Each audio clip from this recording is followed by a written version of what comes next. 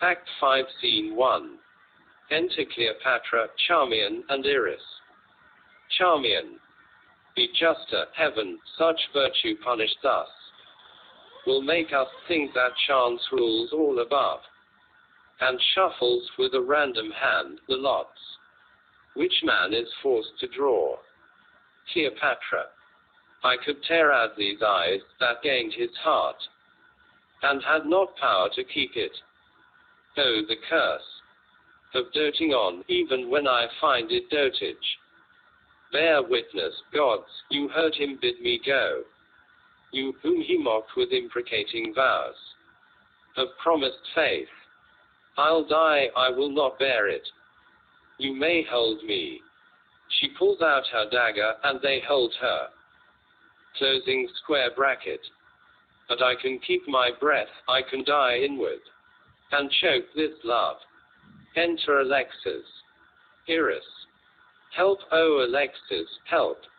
The queen grows desperate, her soul struggles in her, with all the agonies of love and rage, and strives to force its passage. Cleopatra. Let me go. Art thou there, traitor? Oh, oh, for a little breath, to vent my rage. Give me way, and let me loose upon him. Alexis. Yes, I deserve it, for my ill-timed truth. Was it for me to prop the ruins of a falling majesty, to place myself beneath the mighty floor, thus to be crushed and pounded into atoms by its overwhelming weight? 'Tis too presuming for subjects to preserve that willful power which courts its own destruction. Cleopatra. I would reason more calmly with you, did not you, O Ariel, and force my plain, direct, and open love into these crooked paths of jealousy. Now, what's the event? Octavia is removed, but Cleopatra's banished. Thou villain, hast pushed my boat to open sea, to prove, at my sad cost, if thou canst steer it back. It cannot be, I'm lost too far, I'm ruined. Hence, thou impostor, traitor, monster, devil. Dash. I can no more, thou and my griefs have sunk me down so low, that I want voice to curse thee. Alexis. Suppose some shipwrecked seaman near the shore, dropping in faint with climbing up the cliff, if from above some charitable hand pull him to safety, hazarding himself to draw the other's weight, would he look back and curse him for his pains? The case is yours. But one step more, and you have gained the height. Cleopatra. Sunk, never more to rise. Alexis. Octavia's gone, and Dolabella banished. Believe me, madam, Antony is yours. His heart was never lost, but started off to jealousy, love's last retreat and covert, where it lies hid in shades, watchful in silence, and listening for the sound that calls it back. Some other, any man, 'tis so advanced, may perfect this unfinished work, which I, unhappy only to myself, have left so easy to his hand. Cleopatra.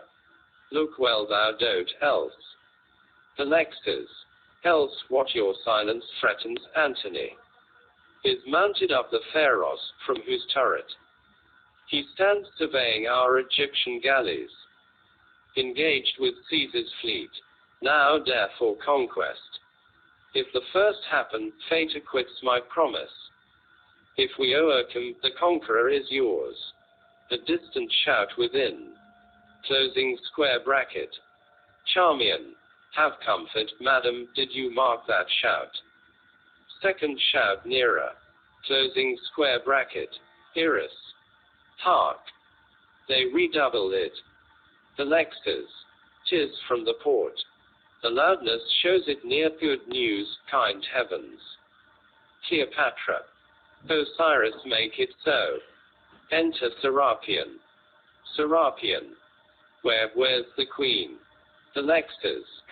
How frightfully the holy coward stares, as if not yet recovered of the assault, when all his gods, and what's more dear to him, his offerings were at stake. Serapion. Oh horror, horror! Egypt has been, our latest hour has come. The queen of nations, from her ancient seat, is sunk forever in the dark abyss. Time hath unrolled her glories to the last, and now closed up the volume. Cleopatra, be more plain. Say whence thou comest, though fate is in thy face, which from the haggard eyes looks wildly out, and threatened there thou speakest. Serapion. I came from Pharos, from viewing, spare me, and imagine it, our land's last hope, your navy. Cleopatra. Vanquished. Serapion. No, they fought not. Cleopatra. Then they fled. Serapion. Nor that. I saw, with Antony, your well-appointed fleet, row out, and thrice he waved his hand on high, and thrice with cheerful cries they shouted back. 'Twas then false fortune, like a fawning's trumpet, about to leave the bankrupt prodigal, with a dissembled smile would kiss at parting, and flatter to the last the well-timed oars, now dipped from every bank, now smoothly run, to meet the foe, and soon indeed they met, but not as foes.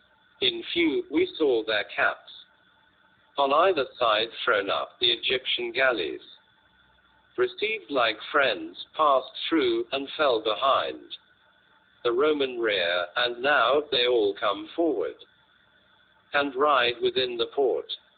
Cleopatra. Enough, Serapion. I've heard my doom, this needed not you gods. When I lost Antony, your work was done. 'Tis but superfluous malice, where's my lord? How bears he this last blow? Serapion. His fury cannot be expressed by words. Thrice he attempted headlong to have fallen full on his foes, and aimed at Caesar's galley. Withheld, he raves on you, cries, he's betrayed. Should he now find you? The lectors. Shun him, seek your safety, till you can clear your innocence. Cleopatra. I'll stay. The lectors. You must not haste you to your monument, while I make speed to Caesar. Cleopatra. Caesar. No. I have no business with him. The lectors. I can work him, to spare your life, and let this madman perish. Cleopatra. Base fawning wretch, wouldst thou betray him too? Hence from my sight. I will not hear a traitor. 'Twas thy design brought all this ruin on us. Serapion, thou art honest, counsel me, but haste, each moment's precious. Serapion. Retire, you must not yet see Antony, he who began this mischief. 'Tis just he tempts the danger, let him clear you. And, since he offered you his servile tongue, to gain a poor precarious life from Caesar, let him expose that fawning eloquence, and speak to Antony. The lectors. Oh heavens! I dare not. I meet my certain death. Cleopatra. Slave, thou deservest it. Not that I fear my lord, will I avoid him.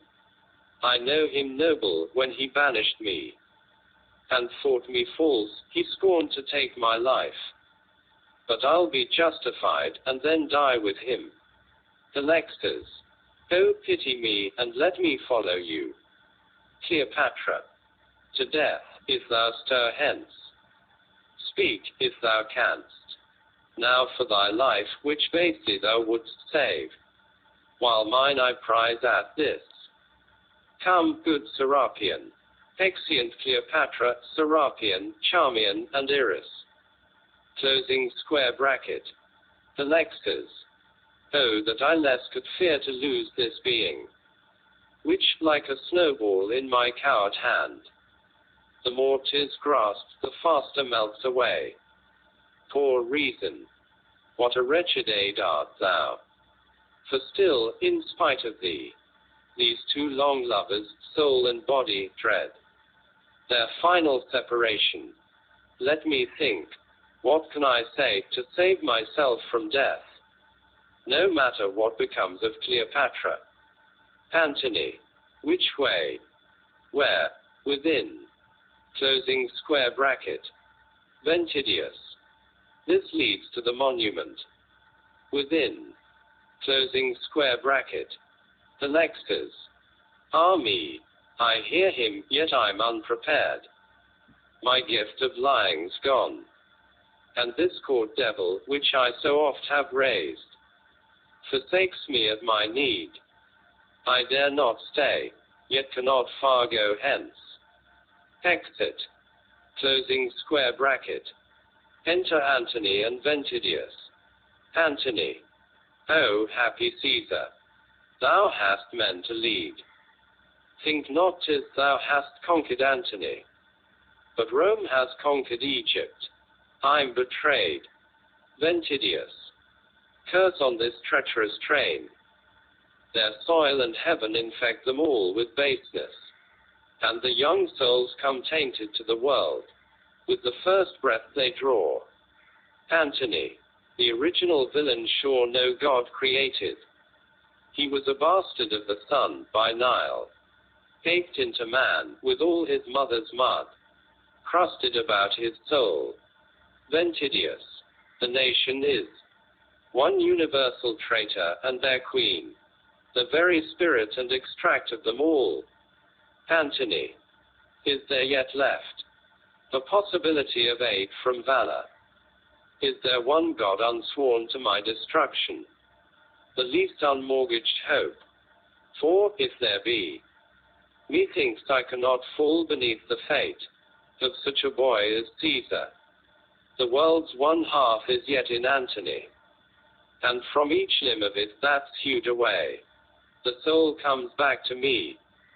Ventidius, there yet remain 3 legions in the town. The last assault, lopped off the rest, if death be your design. As I must wish it now, these are sufficient to make a heap about us of dead foes, an honest pile for burial. Antony, they are enough. We'll not divide our stars, but, side by side, fight emulous, and with malicious eyes, survey each other's acts, sir every death thou givest it, I'll take on me as a just debt, and pay thee back a soul. Ventidius, now you shall see I love you. Not a word of chiding more, by my few hours of life. I am so pleased with this brave Roman fate, that I would not be Caesar to outlive you. When we put off this flesh, and mount together, I shall be shown to all the ethereal crowd. Lo, this is he who died with Antony. Antony, who knows, but we may pierce through all their troops, and reach my veterans yet. 'Tis worth the tempting, to o'erleap this gulf of fate, and leave our wandering destinies behind. Enter Alexis trembling. Ventidius. See that villain. See Cleopatra stamped upon that face, with all her cunning, all her arts of falsehood. How she looks out through those dissembling eyes. How he sets his countenance for deceit, and promises a lie before he speaks. Let me dispatch him first. Drawing, closing square bracket. Alexis. Oh, spare me, spare me. Antony. Hold, he's not worth your killing, on thy life, which thou mayst it keep, because I scorn to take it. No syllable to justify thy queen. Save thy base tongue its office. Alexis. Sir, she is gone, where she shall never be molested more. by love or you. Antony fled to her Dolabella. Die, traitor. I revoke my promise. Die. Going to kill him. Closing square bracket. Alexis. Oh, hold. She is not fled. Antony. She is my eyes. Are open to her falsehood. My whole life has been a golden dream of love and friendship. But now I wake, I'm like a merchant roused from soft repose, to see his vessel sinking, and all his wealth cast over. Ungrateful woman, who followed me but as the swallow summer, hatching her young ones in my kindly beams, singing her flatteries to my morning wake. But now my winter comes, she spreads her wings, and seeks the spring of Caesar. Alexis, think not so. Her fortunes have, in all things, mixed with yours. Had she betrayed her naval force to Rome, how easily might she have gone to Caesar, secure by such a bribe? Ventidius, she sent it first, to be more welcome after. Antony, 'tis too plain. Else would she have appeared to clear herself. Alexis, too fatally she could not bear to be accused by you, but shut herself within her monument, looked down and sighed, while from her unchanged face the silent tears dropped, as they had not leave, but stole their parting. Some indistinguished words she only murmured. At last she raised her eyes, and, with such looks as dying Lucrece cast, Antony, my heart forebodes. Ventidius, all for the best, go on. Alexis, she snatched her poniard, and ere we could prevent the fatal blow, plunged it within her breast, then turned to me. Go bear my lord, said she, my last farewell, and ask him if he yet suspect my faith. More she was saying, but death rushed betwixt. She half pronounced your name with her last breath, and buried half within her. Ventidius, heaven be praised. Antony, then art thou innocent, my poor dear love, and art thou dead? Oh, those two words, their sound should be divided. Hadst thou been false, and died, or hadst thou lived, and hadst been true, but innocence and death? This shows not well above. Then what am I? The murderer of this truth, this innocence. Thoughts cannot form themselves in words so horrid as can express my guilt. Ventidius, is't come to this? The gods have been too gracious, and thus you thank them for it. Antony, to Alexis, why stayest thou here? Is it for thee to spy upon my soul, and see its inward mourning? Get thee hence. Thou art not worthy to behold what now becomes a Roman emperor to perform. Alexis, he loves her still. His grief betrays it. Good. The joy to find she's yet alive completes the reconcilement. I've saved myself and her. But oh, the Romans. Fate comes too fast upon my wit, hunts me too hard, and meets me at each double. Aside. Closing square bracket. Exit. Closing square bracket. Ventidius. Would she had died a little sooner, though. Before Octavia went, you might have treated. Now 'twill look tame, and would not be received. Come, rouse yourself, and let's die warm together. Antony, I will not fight, there's no more work for war. The business of my angry hours is done. Ventidius, Caesar is at your gates. Antony, why, let him enter. He's welcome now. Ventidius, what lethargy has crept into your soul? Antony, 'Tis but a scorn of life, and just desire to free myself from bondage. Ventidius. Do it bravely. Antony. I will, but not by fighting. O Ventidius. What should I fight for now? My queen is dead. I was but great for her, my power, my empire were but my merchandise to buy her love, and conquered kings, my factors. Now she's dead. Let Caesar take the world. An empty circle, since the jewel's gone, which made it worth my strife, my being's nauseous. For all the bribes of life are gone away. Ventidius. Would you be taken? Antony. Yes, I would be taken. But as a Roman or dead, my Ventidius. For I'll convey my soul from Caesar's reach, and lay down life myself. 'Tis time the world should have a lord, and know whom to obey.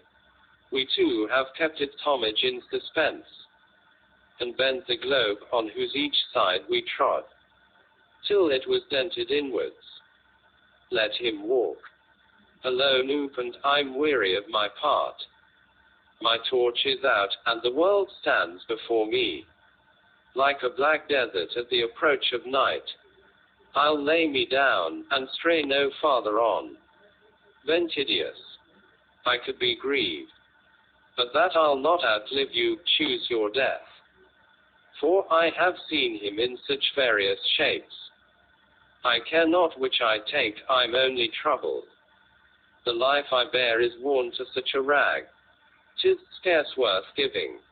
I could wish, indeed, we threw it from us with a better grace, that, like two lions taken in the toils, we might at last thrust out our paws, and wound the hunters that enclose us. Antony. I have thought on it. Ventidius. You must live. Ventidius. I must not, sir. Antony. Wilt thou not live, to speak some good of me? To stand by my fair fame, and guard the approaches from the ill tongues of men? Ventidius. Who shall guard mine, for living after you? Antony. Say, I command it. Ventidius. If we die well, our deaths will speak themselves, and need no living witness. Antony. Thou hast loved me, and fain I would reward thee. I must die. Kill me, and take the merit of my death, to make thee friends with Caesar. Ventidius. Thank your kindness. You said I loved you, and in recompense, you bid me turn a traitor. Did I think you would have used me thus, that I should die with a hard thought of you? Antony. Forgive me, Roman, since I have heard of Cleopatra's death. My reason bears no rule upon my tongue, but lets my thoughts break all at random out. I've thought better, do not deny me twice. Ventidius. By heaven I will not. Let it not be to outlive you. Antony. Kill me first, and then die thou, for 'tis but just thou serve thy friend before thyself. Ventidius. Give me your hand. We soon shall meet again. Now, farewell, Emperor. Embrace. Closing square bracket. Methinks that word's too cold to be my last, since death sweeps all distinctions. Farewell, friend. That's all. I will not make a business of a trifle, and yet I cannot look on you, and kill you. Pray turn your face. Antony. I do strike home, be sure. Ventidius. Home as my sword will reach. Kills himself. Closing square bracket. Antony. Oh, thou mistaxed. That wound was not of thine, give it me back. Thou robbedst me of my death. Ventidius. I do indeed. But think 'tis the first time I e'er deceived you. If that may plead my pardon, and you gods, forgive me, if you will, for I die perjured, rather than kill my friend. Dies. Closing square bracket. Antony. Farewell. Ever my leader, even in death. My queen and thou have got the start of me, and I'm the lag of honor, gone so soon. Is death no more? He used him carelessly, with a familiar kindness, ere he knocked, ran to the door, and took him in his arms, as who should say, you're welcome at all hours. A friend need give no warning. Books had spoiled him. For all the learned are cowards by profession. 'Tis not worth my further thought, for death, for aught I know, is but to think no more. Here's to be satisfied. Falls on his sword. Closing square bracket. I've missed my heart. O unperforming hand, thou never couldst have erred in a worse time. My fortune jades me to the last, and death, like a great man, takes state, and makes me wait for my admittance, trampling within. Closing square bracket. Some, perhaps, from Caesar, if he should find me living, and suspect that I played booty with my life, I'll mend my work ere they can reach me. Rises upon his knees. Closing square bracket. Enter Cleopatra, Charmian, and Iris. Cleopatra. Where is my lord? Where is he? Charmian. There he lies, and dead Ventidius by him. Cleopatra. My tears were prophets, I am come too late. Oh, that accursed Alexis runs to him.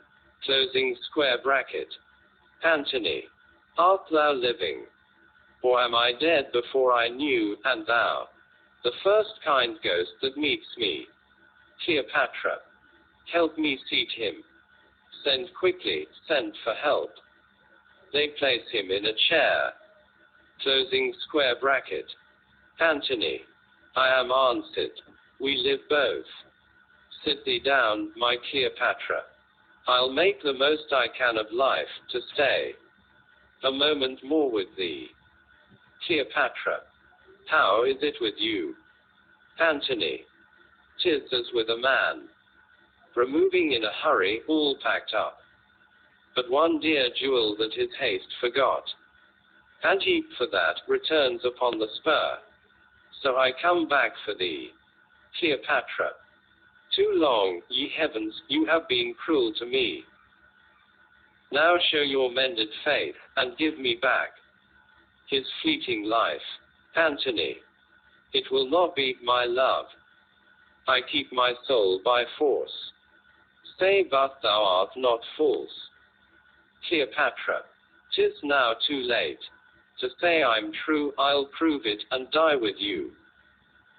Unknown to me, Alexis feigned my death, which when I knew, I hasted to prevent. This fatal consequence, my fleet betrayed, both you and me, Antony, and Dolabella. Cleopatra. Scarce esteemed before he loved, but hated now. Antony. Enough, my life's not long enough for more. Thou sayest it, thou wilt come after I believe thee. For I can now believe whate'er thou sayest, that we may part more kindly. Cleopatra. I will come, Doubt not my life, I'll come, and quickly too. Caesar shall triumph o'er no part of thee. Antony. But grieve not while thou stayest. My last disastrous times, think we have had a clear and glorious day. And heaven did kindly to delay the storm, just till our close of evening. 10 years love, and not a moment lost, but all improved. To the utmost joys, what ages have we lived? And now to die each other's, and, so dying, while hand in hand we walk in groves below, whole troops of lovers' ghosts shall flock about us, and all the train be ours. Cleopatra, your words are like the notes of dying swans, too sweet to last, were there so many hours, for your unkindness, and not one for love. Antony. No, not a minute, this one kiss, more worth than all I leave to Caesar. Dies. Closing square bracket. Cleopatra. Oh, tell me so again, and take 10,000 kisses for that word. My lord, my lord. Speak, if you yet have being. Sign to me, if you cannot speak, or cast one look. Do anything that shows you live. Iris. He's gone too far to hear you. And this you see, a lump of senseless clay, the leavings of a soul. Charmian.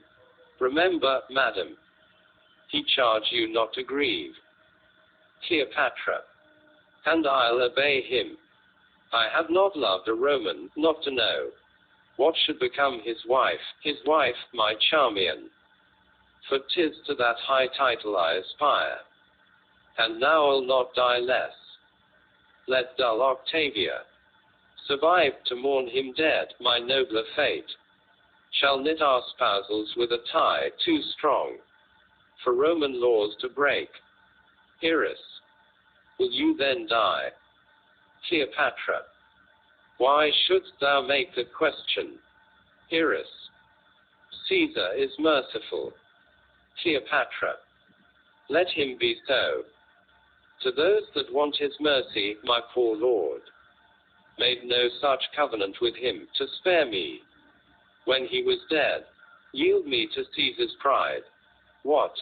To be led in triumph through the streets, a spectacle to base plebeian eyes, while some dejected friend of Antony's, close in a corner, shakes his head, and mutters a secret curse on her who ruined him. I'll none of that. Charmian. Whatever you resolve, I'll follow even to death. Iris. I only feared for you, but more should fear to live without you. Cleopatra. Why, now 'tis as it should be. Quick, my friends, dispatch ere this the towns in Caesar's hands. My lord looks down concerned, and fears my stay, lest I should be surprised. Keep him not waiting for his love too long. You, Charmian, bring my crown and richest jewels, with them the wreath of victory I made. Vain augury, for him who now lies dead. You, Iris, bring the cure of all our ills. Iris. The aspects, madam. Cleopatra. Must I bid you twice? Exit Charmian and Iris. Closing square bracket. 'Tis sweet to die when they would force life on me, to rush into the dark abode of death, and seize him first, if he be like my love. He is not frightful, sure, we're now alone, in secrecy and silence. And is not this like lovers? I may kiss these pale cold lips, Octavia does not see me. And oh, 'tis better far to have him thus, than see him in her arms. Oh, welcome, welcome. Enter Charmian and Iris. Charmian. What must be done? Cleopatra. Short ceremony, friends, but yet it must be decent. First this laurel. shall crown my hero's head. He fell not basely, nor left his shield behind him. Only thou couldst triumph o'er thyself, and thou alone wert worthy such a triumph. Charmian, to what end these ensigns of your pomp and royalty? Cleopatra, dull that thou art, why 'tis to meet my love, as when I saw him first on Cydnus' bank, all sparkling like a goddess so adorned. I'll find him once again. My second spousals shall match my first in glory. Haste, haste, both, and dress the bride of Antony. Charmian, 'tis done. Cleopatra, now seat me by my lord. I claim this place, for I must conquer Caesar too, like him, and win my share of the world. Hail, you dear relics of my immortal love. Oh, let no impious hand remove you hence, but rest forever here. Let Egypt give his death that peace which it denied his life. Reach me the casket, Iris, underneath the fruit. The aspect lies. Cleopatra, welcome, thou kind deceiver. Putting aside the leaves, closing square bracket. Thou best of thieves, who, with an easy key, dost open life, and, unperceived by us, even steal us from ourselves, discharging so death's dreadful office better than himself, touching our limbs so gently into slumber, that death stands by, deceived by his own image, and thinks himself but sleep. Serapion, the queen, where is she? Within, closing square bracket. The town is yielded, Caesar's at the gates. Cleopatra, he comes too late to invade the rights of death. Haste, bear my arm, and rouse the serpent's fury. Holds out her arm, and draws it back. Closing square bracket. Coward flesh, wouldst thou conspire with Caesar to betray me? As thou wert none of mine, I'll force thee to it, and not be sent by him, but bring myself, my soul, to Antony. Turns aside, and then shows her arm bloody. Closing square bracket. Take hence, the work is done. Serapion, break ope the door. Within, closing square bracket. And guard the traitor well. Charmian, the next is ours. Iris, now, Charmian, to be worthy of our great queen and mistress. They apply the aspects, closing square bracket. Cleopatra, already, death, I feel thee in my veins. I go with such a will to find my lord, that we shall quickly meet. A heavy numbness creeps through every limb, and now 'tis that my head, my eyelids fall, and my dear love is vanquished in a mist. Where shall I find him, where? Oh, turn me to him, and lay me on his breast. Caesar, thy worst, now part us, if thou canst. Dies. Closing square bracket. Iris sinks down at her feet, and dies. Charmian stands behind her chair, as dressing her head. Closing square bracket. Enter Serapion, two priests, Alexas bound, Egyptians. Priest, behold, Serapion, what havoc death has made. Serapion, 'twas what I feared. Charmian, is this well done?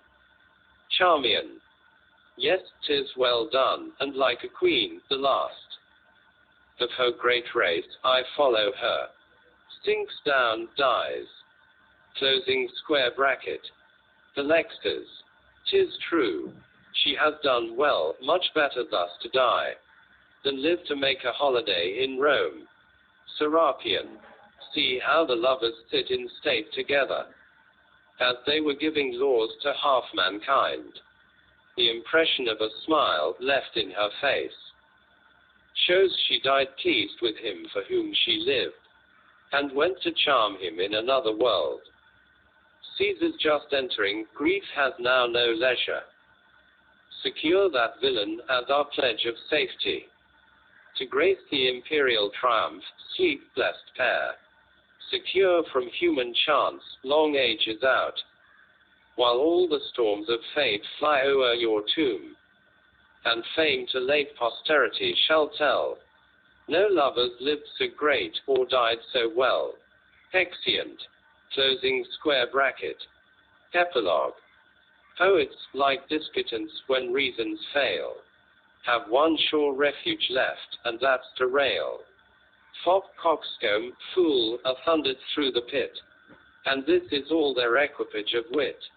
We wonder how the devil this difference grows betwixt our fools in verse, and yours in prose.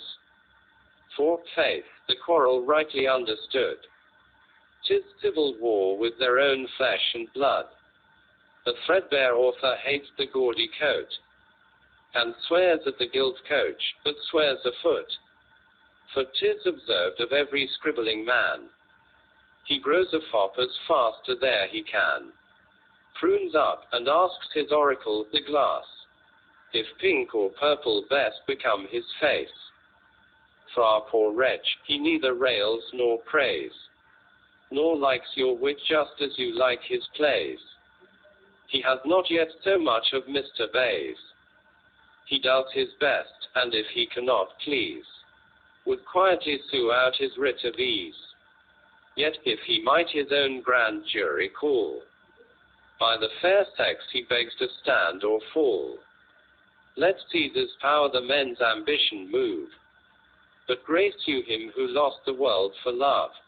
Yet if some antiquated lady say, the last age is not copied in his play, heaven help the man who for that face must trudge, which only hath the wrinkles of a judge. Let not the young and beauteous join with those, for should you raise such numerous hosts of foes, young wits and sparks he to his aid must call. 'Tis more than one man's work to please you all.